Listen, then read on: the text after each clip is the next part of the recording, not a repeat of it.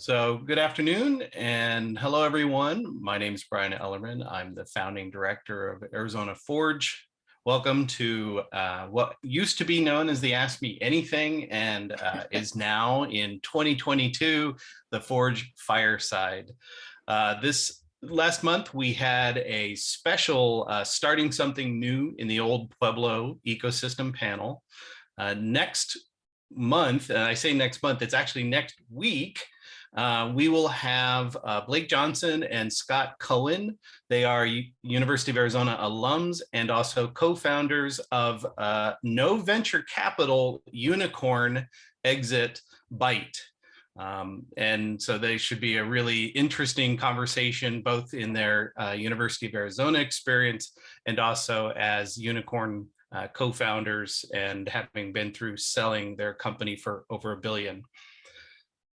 What is Forge? Forge is the University of Arizona's entrepreneurial mindset unit supporting the students and communities where the university operates in finding opportunities and resources to translate ideas to impact.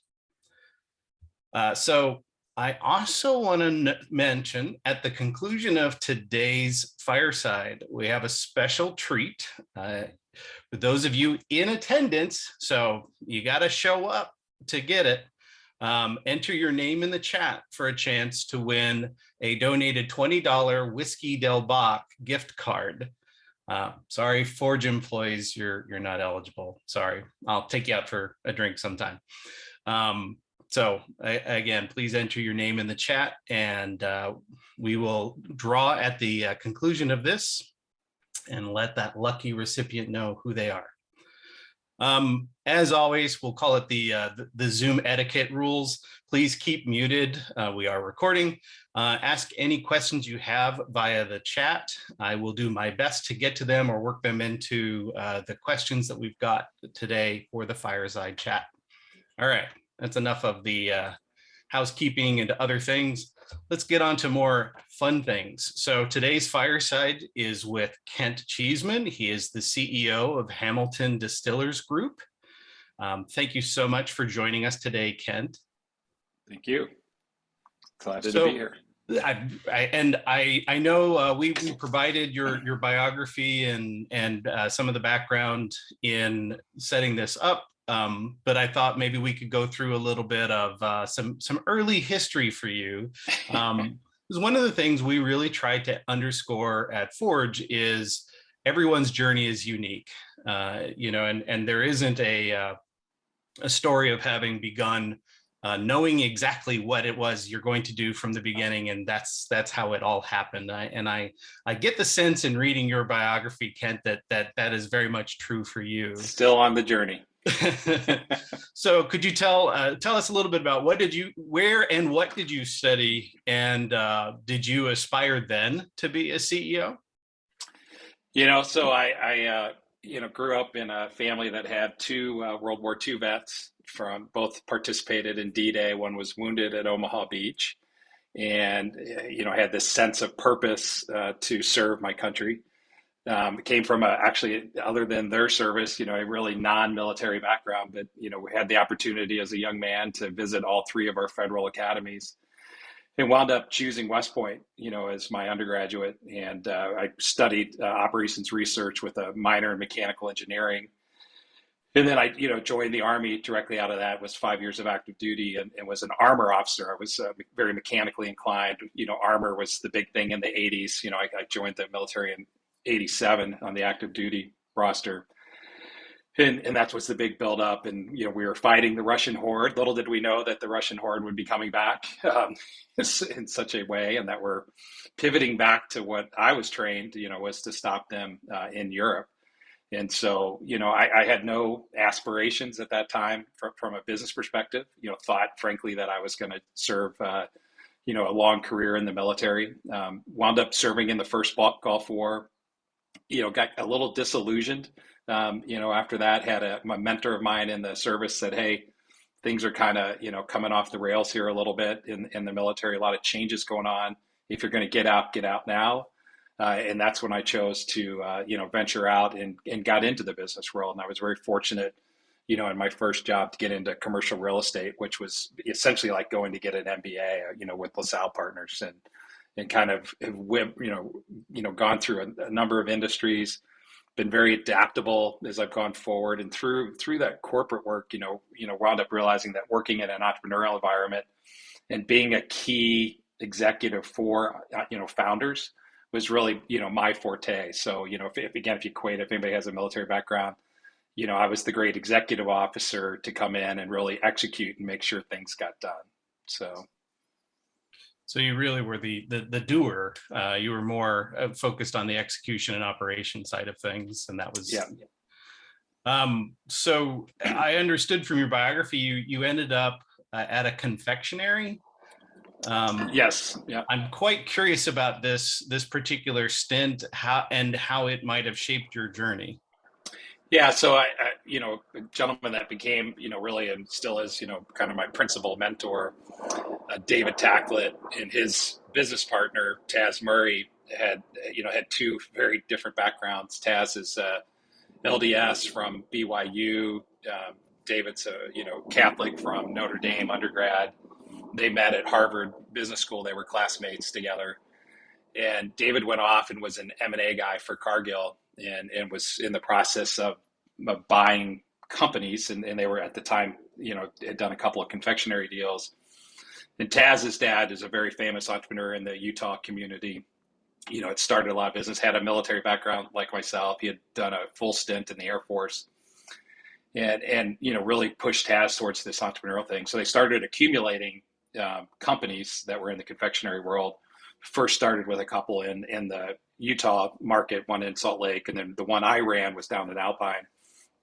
And so as I was kind of transitioning and looking at things, David said, "Hey, do you want to come run this, novelty confectionery company for me?" And so that was really my first time, really getting into that entrepreneurial world and being able to work with those guys and, really kind of see the risk that they took. It was just, they literally bankrolled it with their credit cards to start out, like a lot of entrepreneurs do. But they were very smart about buying the businesses that they acquired mainly cash flowed pretty quickly. There was some seasonality that created some unique issues, and it was really a great, again, kind of platform to learn from two brilliant guys that were highly successful. They wound up, some of the companies eventually got acquired by 1-800-Flowers, and that's what prompted me to leave. David went off with 1-800-Flowers, and there really was an opportunity there for me. The smaller companies were left behind. So where did you go after that? After that acquisition? So at the time, we had young family, where kids were in elementary school, so we did not want to leave Salt Lake City. That's where we had kind of planted roots. So I began this interesting series of, I'm kind of the poster child of the economy for the last 25, 30 years, where, just prior to that, I'd been with Duke Energy. I'd actually started back in Salt Lake with a company called asphaltexchange.com in 2000. .com bubble, went to Duke Energy, was in the natural gas trading business. Enron happened, didn't want to move to Houston, stayed in Salt Lake. David, brought me on board to run KenCraft. And then, from there, I wound up working in a couple of different entrepreneurial opportunities. One was a door company. We sourced Naughty Alder doors for the residential market. Really entrepreneurial, pretty exciting. We grew to 25 million. And then 2008, the crash of the real estate market. So, we wound up, I wound up structuring a deal where we essentially let everybody go. I mean, I had to do this in both KenCraft and at Crosswood Doors, where, I essentially structured deals that saved those companies. They're actually, KenCraft just closed its doors just about a year ago, but survived really difficult times. I wound up laying off 40% of our staff. I did it individually, over 200 people that I talked to personally. It was a really challenging period. Crosswood, we were much smaller. We were shipping wood from the Pacific Northwest to China, manufacturing the hardwood doors in China, shipping them back to the U.S., and it was cheaper than doing it. So I got a great lesson. And we had just started, importing confections from China as well. So I spent the first 10 years of the 2000s a lot of time over in China, bouncing between Beijing, Shanghai, and then Guangzhou. So I got a lot of international experience, through that, and really, got to see, kind of how this ebbs and flows, especially from an entrepreneurial standpoint. And we're kind of dealing with that now. Glass is a major issue, as we deal in the spirits business, sourcing glass, and all of a sudden China's become this very formidable sourcing, area where people are starting to get their glass from. Hmm. So, wow. So let's see, West Point to confectionery to, I love the .com, because yes, it was anything.com, right? Was fair game. Yeah. To doors. And also that's a pretty interesting learning to be able to ship the wood overseas, have it manufactured and shipped back, and yet that was less expensive. Yeah, we really tried to find domestic, producers that could do it. We several times we went through the math, and really, what really broke it was the domestic transportation. So it was really the most significant cost was interstate transportation that really drove it out of, not being uneconomical. So let's see. I think now where then you ended up at High West. Yeah, I did a quick stint with L3 Communications. So I kind of, as I was bouncing through in the 2008, I spent some time on unemployment, got a chance to get to know my kids a lot better, and got to know that my wife wanted me out of the house. Yeah, again, we didn't want to leave. I had a couple of opportunities where I could have gone easily out of state, but our kids were in a pretty formidable period. Landed at L3, through some West Point classmates that were there that had come out of it, retired from the military, and had gone there. Actually, my first time ever in Tucson was 11 years ago, going down to Fort Huachuca. We sold comm systems. My responsibility was selling comms to the U.S. Army. So got back into that Department of Defense world a little bit. Had been pursuing High West. I read, when I was at Duke, a couple of my friends at Duke invested in High West early. David Perkins wrote this brilliant, one of the most brilliant business plans I've ever seen. I read it in 2004. They didn't, become a business until 2009. And so I had been, kind of knocking on David's door for years, just trying to get in. And essentially, I'd kind of, thrown in the towel, didn't think it was going to happen. And in 2012, those friends that had invested said, hey, things are starting to happen at High West. They just lost an operations guy. We think they need to hire somebody of your caliber. And, lo and behold, I was able to get in there and, join High West just as it was, taking off. So got to see, really a company that wasn't there for the, really the grunt work that got it started, but, really, played a pivotal role in scaling it so we could grow, and then eventually led to its successful sale to Constellation Brands in 2016. So yeah, you just raised, I think, two of the really key things I wanted to ask you about. The first is I often talk with startup founders and CEOs about kind of the three distinct types of CEO. There's a starter, there's a grower, and there's a runner. And not everybody, most people are not all three to begin with. I think, it's certainly fair to say that there are a lot of people out there who are starters who then struggle with the grow. There are also people, and I'm curious if you identify with the runner side of it, which is essentially that, or grow to run side of it, that things have been established. There is a clear path to where that growth occurs, and so now it's taking that to the next step, to the next level, and then optimizing processes and other things so that you run efficiently and so on. Yeah. I mean, my personal experience is I've seen all of that. David Tacklet and Taz Murray were the most formidable founders, but they were buying established businesses. So, maybe not classic entrepreneurs, but they were really creative in what they did.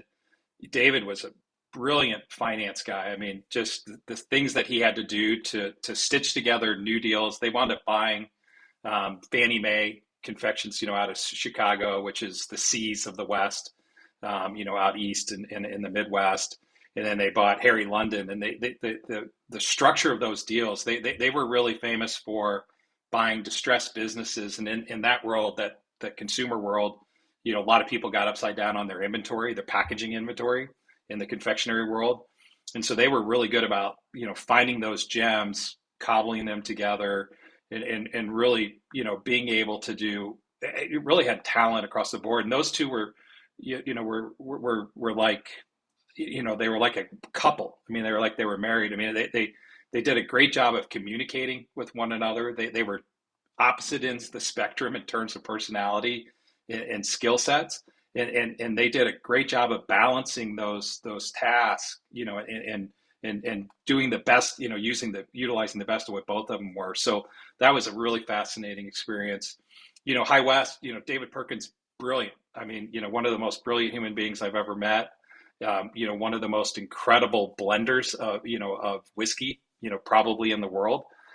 He was a bit of a prickly personality and challenging. He really did a great job of raising funds. It was everything you see about High West. It was his branding. Brilliant brand. He's a scientist by training, but just a brilliant brand, and really focusing on every single detail. But when it came to running the business, boy, he really struggled. And, and a lot of us had to kind of take on, kind of his duties, to keep the business going. And eventually we were able to attract a kind of a legend in the spirits industry, John Esposito, who eventually took over as CEO, and was exactly what, he really kind of fit in. And I would say there were three of us kind of that helped in the growing phase. Even though we weren't the CEOs, we really were the growers that got High West to the next stage. And then John came in, and he's the guy that just took it to the whole next level and really structured the sale in there. And then, currently I'm working with Stephen Paul. Stephen's, some of you on this call know Stephen. I mean, he is just salt of the earth. He is recovering from COVID right now. He's doing fine, but we've been hit really hard. For our little teams had, we're on our fourth breakthrough, and I'm isolating right now, hoping I don't have it. Stevens is a visionary. He's really got he took a risk doing this. He was not a young man. He had run Arroyo Furniture for 30 years, and on a whim, with his Elaine, his wife, kind of coming up with this crazy idea to smoke, to dry malt over a mesquite fire. He just got obsessed with the idea. So he's really creative, came up with this, really neat things, attracted good people. And I came in, I was brought in by the board 2 years ago to kind of assess, hey, is this, what do we do with this? It was kind of foundering, what's the next step? And, I just sat down with Stephen and said, you got two choices, either try to, fire sell it like the fire in your background there, Brian, or, we need to raise capital. I mean, the spirits business is a capital intense business. And so, we did a successful round a year and a half ago. So, I'd really say I'm kind of with Hamilton Distillers and with our Whiskey Del Bach brand, we're really in that growing phase, really trying to stabilize things, and it's going to take us a while before we really get to that running stage. Well, we'll get to the Hamilton story and that I do want to go back to the Constellation acquisition, because I think that number one, I'm kind of interested, was Constellation the more or less the target? That is, when did people start out and say, and Constellation's who we hope will come by us, or was it more one of, can we get to a state of being a key acquisition target? And I assume there were various metrics that you had to achieve in the business in order to make yourself attractive. Can you talk a little bit about that? Yeah, so I think, Brian, it's a great question. We had I think in 2014 was the first time that High West was getting a lot of national interest and really making a lot of news. and we wound up having a couple of the major global spirits companies start kicking our tires. Diageo, Pernod, and others, Beam Suntory. So we were getting interest. So we wound up doing, hired a bank, hired the Wall Street firms, brought in and did an initial kind of go in late 14, early 15, and didn't get anywhere near to what we thought the value was. And that's kind of when John Esposito started kind of coming back into the play and was kind of helping us understand what we needed to be looking at. And then in between there, there was a situation where, again, John took over. And frankly, we were really starting to execute an all new strategy. And so we were going from this entrepreneurial company that was kind of scattershot. David loved to experiment. And so we were constantly coming up with new things, and whether it was commercial, we could commercialize it or not. David just loved, to experiment and play. And John came in and said, "Hey, that's great, but that's not going to pay the bills." And so he kind of came up with a very core focused strategy. And if anybody knows the portfolio that we had at High West, we had 16, 17 SKUs before. Now it's down quite a bit, and there's really two core SKUs: Double Rye and American Prairie Bourbon. And they're at a lower price point. And they really drove the volume. So we were able to start growing revenue and cash, and became a very cash positive business. So in the second round, there was no intention to sell initially. We really felt like we had the wherewithal to really kind of self fund and bring in investors, but do it in a way where we kept control. And unfortunately, there was they'd been 10 years into it. David kind of was no longer wanted to play. He had a significant interest, and through several others, he wound up having a controlling interest, and he forced the sale.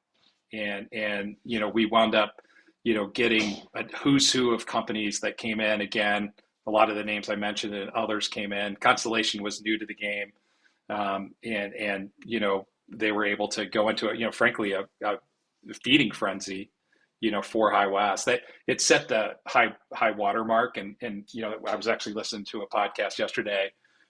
Nobody thinks a craft distiller will ever be able to sell at that level again. It was a 10 times revenue multiple. It just was really unprecedented. And since then, what we're thinking about is, the strategics, which is, Constellation and others, they've all now created venture arms. So they all have their own venture groups now, and they're investing earlier into companies. So I think that's a probable, path for Hamilton, is that someone like Constellation would come in under their ventures, get a 30-40% stake in the company, and then have kind of first rights of refusal if they ever decide to take it, on 100%. Okay, well then let's jump into Hamilton a little bit then. So, is it deja vu all over again in terms of your similar aims and objectives? Maybe one distinction would be that Hamilton has this very region specific product that is identifiable to the area. So, yep.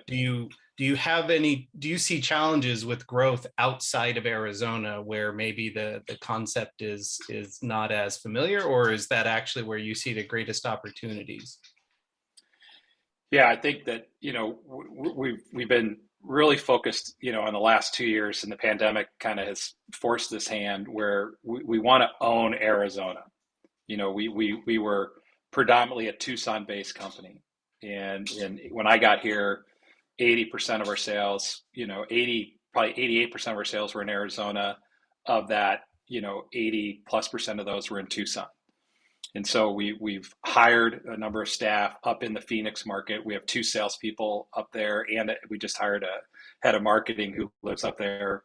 And so our focus has been, really growing the Phoenix market. Clearly the demographics up there, much more significant. And so we've really seen some traction. So this past year, it was now 60-40 Tucson to Phoenix. in the past year. So we've really started and we want that to flip flop this year. It should be 50-50, if not 60-40 the other way. So we're continuing that effort.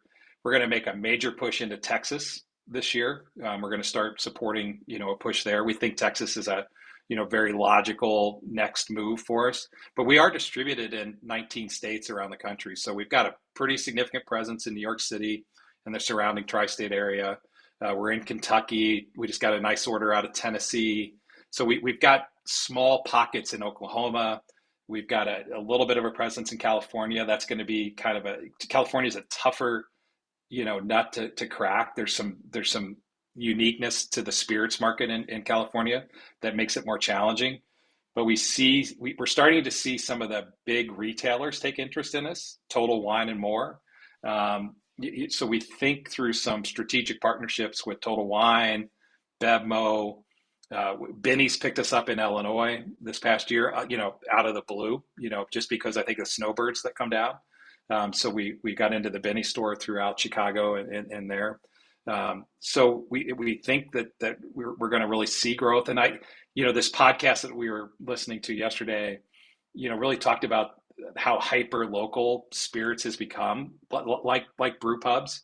You don't see craft brewers really breaking out anymore. They're going hyper local, and they're creating these local gastronomy beer experiences, and you're seeing that happen in spirits is about 30 years behind the craft brewery industry. It started about 30 years later, and we're seeing our cycle. A lot of those craft brewers, especially the early ones that got big, got bought. They've all been accumulated by ABI and others, and we're not seeing as much of that in craft. There's not been a lot of deals in the craft distillery world. So it is harder to break out of that regional basis. But I do think, and I saw, it's the same as we had at High West. I think, David Perkins, we had such a unique story at High West about, being in Utah, which was made it unique, being, in the whiskey drinking Park City, tying into the old silver mine, concepts. I think we have a really similar appeal here. That Western appeal is global. People love the American West, and people love the American Southwest and love the desert Southwest. And so I think we have some opportunities that other craft, if you're making bourbon in Kentucky as a craft distiller, you can maybe do a nice hyper local, but good luck, trying to get past, the gauntlet that you have there. So I do think, again, there's not many craft distillers in Arizona. It's surprisingly small. There's actually, almost as many in Utah now. There's over 20 craft distillers in Utah today. So I think that we've got a really unique story. We've got a really unique product. We just got, our classic just got rated top 100, spirits by Wine Enthusiast, up against global competition. We're holding our own in Arizona against all the top single malts from Scotland and Japan. We're in the top 10 of single malt sales in the state of Arizona. And again, that's going up against global competition. So, there's no guarantees, but I do think we've got a unique chance to go well beyond, our roots here in Tucson. So let's now bring it around, especially thinking about the entrepreneurial journey. You mentioned Stephen Paul and what he started, and also your experience at High West, and how that maybe there's some mirroring in terms of having a very key person involved in what began it, and stepping into this role. What's it been like? I mean, in a sense, you're taking over someone's baby, right? You're being charged with its care. So how has that been for you? And particularly as your ultimate aim in some ways is to try to give it away yet again, right? If you're successful, it's finding some exit with a large firm, or it's something that is definitely well beyond how this all began in a little brick building. Yeah, no, we're, it's for, Steve and I, he and I, very fortunately, the Paul family's become, dear friends of our family. They've really brought, I uprooted, my family to come down here. We'd been in Salt Lake for 21 years. My wife taught at where our kids went to school, and, kind of, just we had this deep root of friends up there. So this was a big change for us, to come down here, leave that. Two of our kids are gone and, out of the home. We've got one left with us who's, just joined. He's a freshman over at the U of A.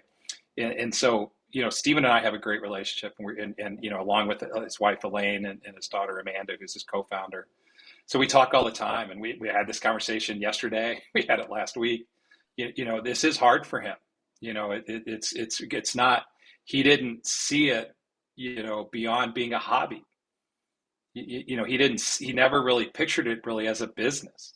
And for Curtis and others that are on here, I mean, there's a lot of people who've invested money in this, and I think a lot, initially a lot of people just, that invested money in it. Some, that just out of love for the Pauls, and funding it, and so, essentially what I've, hopefully done is we flipped the switch, and this isn't a hobby anymore. This is a legitimate business. I do feel like there's, lightning in the bottle for the second time. I just see so many similarities to High West, where the big difference is High West sourced most of their spirit, so they could scale a lot easier and much more economically than we can. So that's a big difference. More challenging for us, to really scale. It's constant communication. It's really making sure they're comfortable. We have a good board of directors. We've added some talent there. I want to add some more talent to our board. We brought in a guy from the industry. He wound up getting, poached away as a CEO for a competitive, company in the craft world. So we had to, he's still advising us, but he's no longer on the board. So I'm looking for some spirit industry talent, to bring to the board of directors. And we've got to go raise more money. I mean, we're going to be coming out with a new, ask here, literally within the next few weeks. To really bridge us through this next 5-year period. And we've got some ideas, and some of those ideas are going to be controversial. I think we're going to have to source some product. Do we source some other malt whiskeys and come up with a blended malt? I think there's opportunities to do that both domestically and internationally. American single malt is going to become a category this year. So I think we want to stick to our core. And we are one of the most recognized, one of the most unique American single malt companies. We want to leverage that, but that has a ceiling. We can only grow that so much without spending tens of millions of dollars to build a new distillery. And I've built new distilleries with High West. I know how much they cost. I know how complicated they are. Do we want to go that route?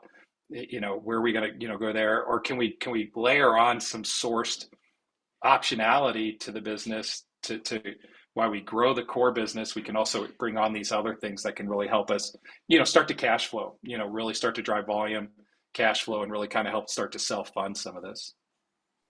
I'll throw in the question that Mauricio asked about Bacanora. Do you see yourself diversifying in that sense, or is it pretty much you're gonna stay within that single malt? I don't see us going, outside of brown spirits, outside of whiskey. I think there's a unique opportunity to do a blended malt whiskey that's got a component of our single malt in it. I think that maybe we can do a twist on an American whiskey, be it a bourbon or a rye. Bourbon's the 800-pound, gorilla in our market. I can't remember what the numbers were, but I think bourbon will do $14 billion last year, just bourbon, out of a 40, I think it's about a $40 million industry. Vodka's up at, in that $20 billion range. Bourbon's 14 billion. Rye whiskey did about 2 billion, and American single malt doesn't even show up. It's not even being measured, at this point. Trying to get into white spirits, trying to get into another category, it's just not germane to who we are. It's a different challenge that I just don't see us. You know, a lot of craft distilleries do vodkas and gins and things, and they do it because it's easy. You know, it's just, and you can bring it to market immediately. You know, I just, again, we fortunately, you know, with what Steve and Amanda and they did, you know, we got big enough to where, you know, we're on people's radar. We just got to get bigger. You kind of mentioned before, Brian, I think in our world, if we can get to 10,000 9-liter cases, which I think is doable in the next 5-year period, you know, that really puts us on the map, you know, especially in the super premium price point that we are. You know, we get to 10,000 cases, you know, with our core product, that'll be great. And if we can layer another 10, 20,000 cases on there with a more, economical, you know, more entry premium price point product, you know, and again, that's what High West did with American Prairie Bourbon. You know, we were a rye company and we brought the bourbon in, and now the bourbon's the number one seller that they have. So I want to change gears slightly, but this I think fits very much in what you're describing, because you're staring at a number of really critical strategic decisions that are going to have to be made, which in some cases can sometimes change who you are, or who the company Yep. is anyway, its identity. So a question that, you know, I mentioned Forge and its mission. What does being entrepreneurial mean to you, or what does an entrepreneurial mindset mean to you? And since we've seen him floating around in the background, what would you also apply to your own college age kid in terms of Yeah. yeah. He's got another bike back there that he's trying to convince me to buy. As you can see, Oh, so he's entrepreneurial, is what you're trying to say? yeah, he started working when he was 15 in a bike shop. He's very mechanically inclined. He joined the University of Arizona bike team. He rode for NICA. If anybody's got any high school age kids, it's a massive, fastest growing, you know, youth sport in America is this mountain biking league.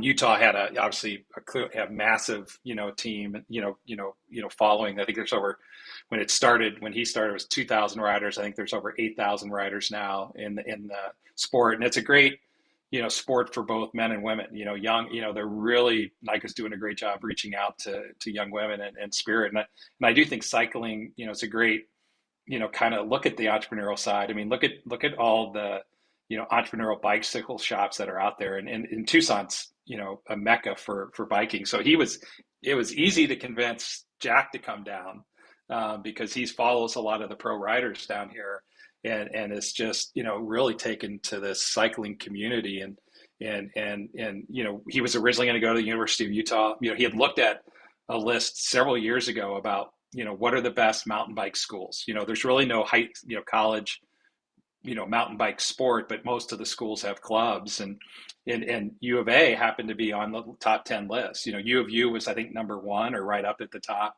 The mountain biking in Utah is just incredible. University of Montana, others, you know, throughout the West, you know, just had great programs. And so, you know, you don't even, I'm sure the U of A doesn't even track that, you know, but it's a huge, draw for a lot of these kids. And they've got a, you know, pretty significant and a growing, team there. So to back to your point of, you know, how do you stick to tradition, and you know, how do you not lose? I mean, you know, coming from the military, you know, West Point, I mean, there is no place in this country that has more tradition than West Point. I mean, if you've been there, I mean, you know, George Washington walked those grounds. That was his first. It's the longest garrisoned fort in the United States. It was at a key strategic point on the Hudson River that they used to block the Brits from coming up the Hudson from New York City, and it was never defeated. You know, Benedict Arnold tried to give up the plans. You know, tried to to give essentially West Point to the Brits, you know, failed miserably. Benedict he's actually buried there. And, you know, he was actually a great leader, with the exception of that little treasonous act. You know, so to me, you know, tradition's really important. And when the first time you go to an Army unit, the first thing you see is the battle streamers. You know, you walk in, and you've got your unit flag, and it's got battle streamers hanging from it. I was with the 8th Cavalry, and that over 100 years of tradition with the 8th Cavalry, and there's dozens and dozens of battle streamers, going back years. Some of them, unfortunately, were the American Indian battles that they had back in the day, when the cavalry was coming out. But you get taught that, and that's High West had that tradition, and we have that at Whiskey Del Bach. Stevens really loves this community. I mean, just loves it. And by naming it Whiskey Del Bach, he tied it to the land, he tied it to the mission, he tied it to here. So that's really, really important to me. You just can't replicate that. And how do we educate other people? And again, lovely, Arizona gets, just like Utah, gets people from all over the world that come here.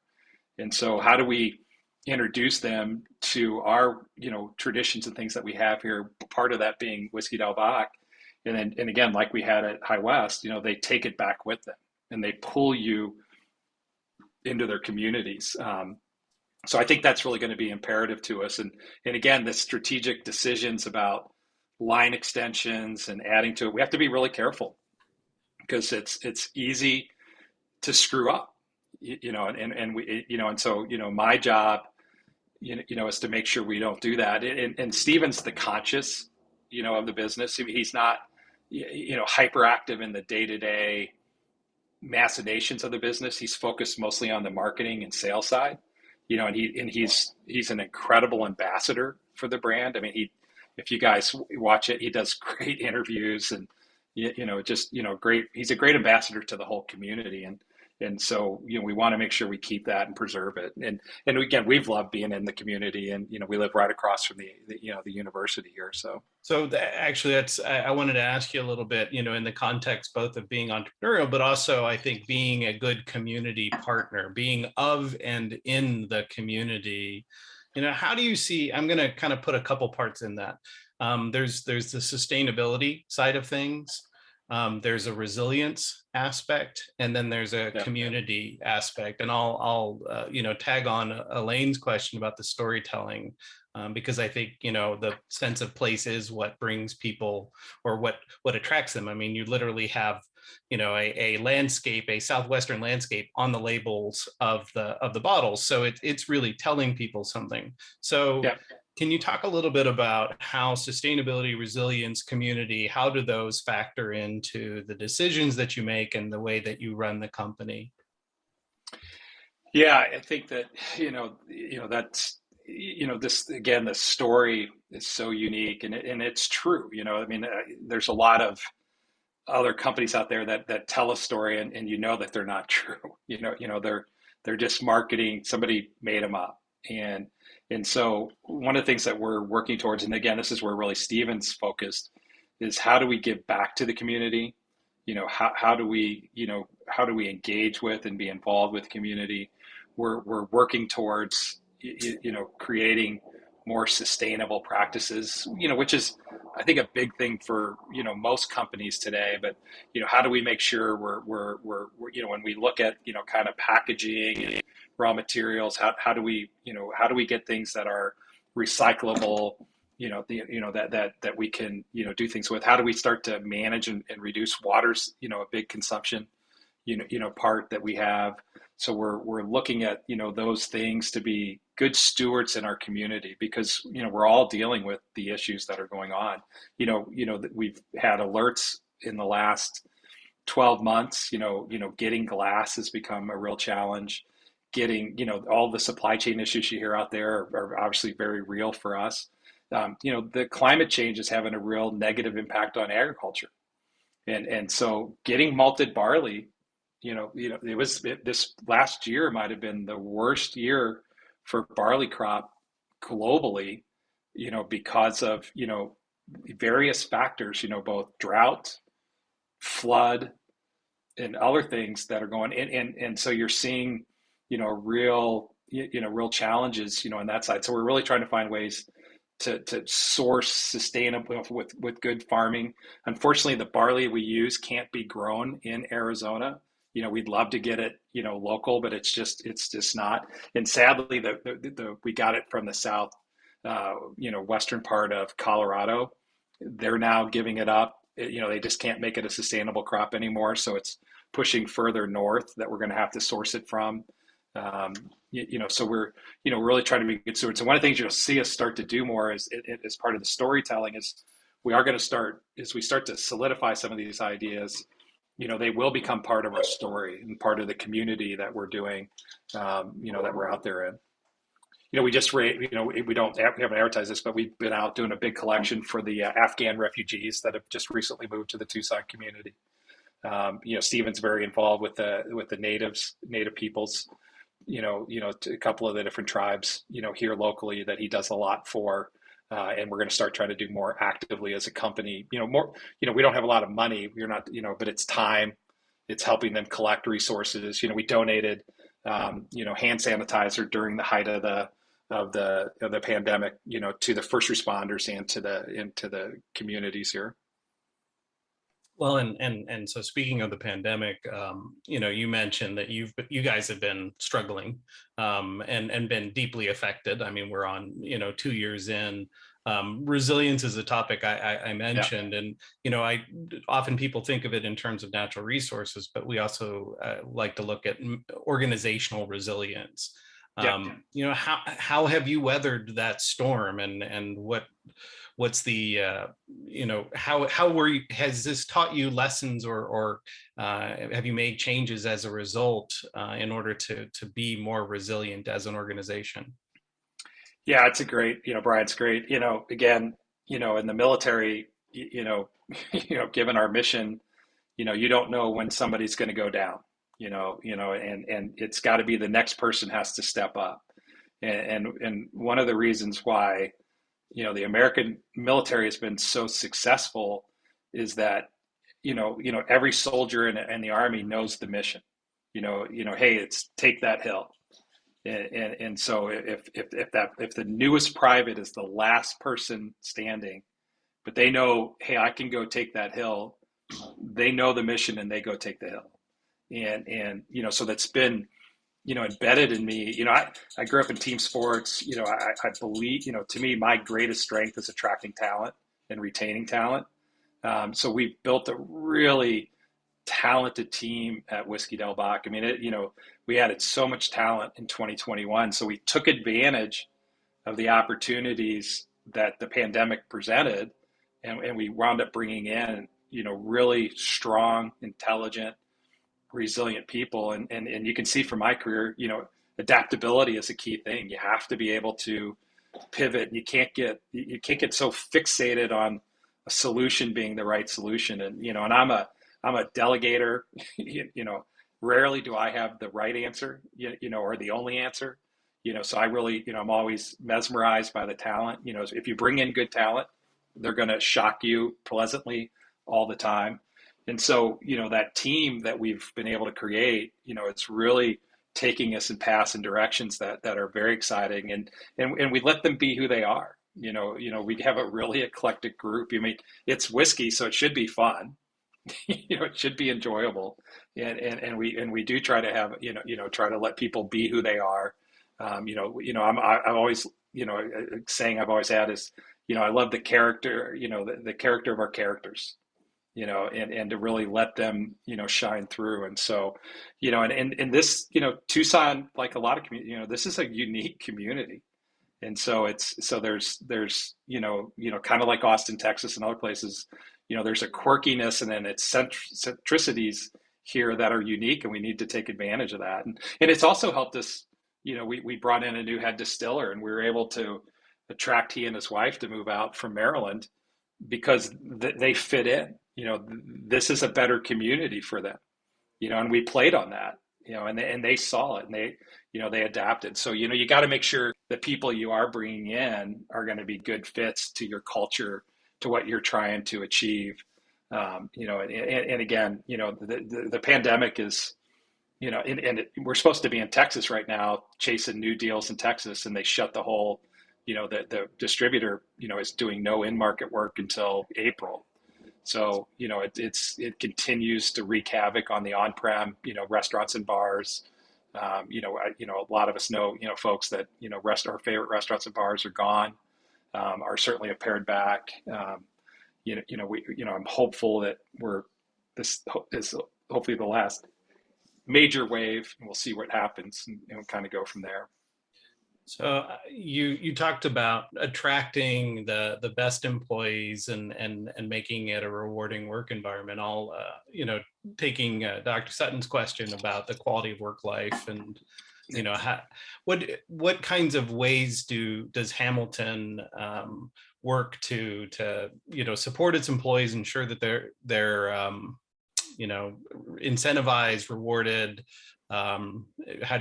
What kinds of ways do you try to retain the best employees and keep them satisfied? Yeah, do the same thing I did at High West. When I got into High West, there was nothing. There was no sick days. There was nothing. So we're formalizing policies.